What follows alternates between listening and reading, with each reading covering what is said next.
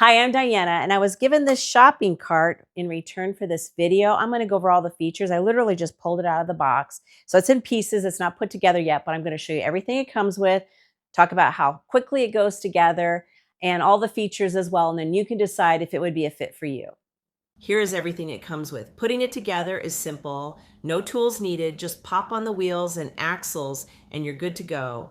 It's perfect for anyone who's tired of hauling heavy stuff from the car to the house or navigating those bumpy sidewalks with bags slipping everywhere. Think groceries, laundry, even beach gear or camping supplies.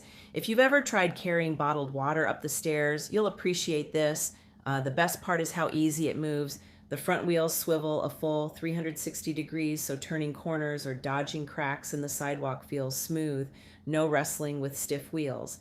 The handle adjusts to 3 different heights, and the grip, it's covered in thick foam, so even when it's loaded up, your hands don't feel like they're in a tug of war. It folds up in seconds and tucks neatly into your trunk closet or even behind the laundry door. It weighs just over 11 pounds but holds up to 66 pounds, so you can really load it up.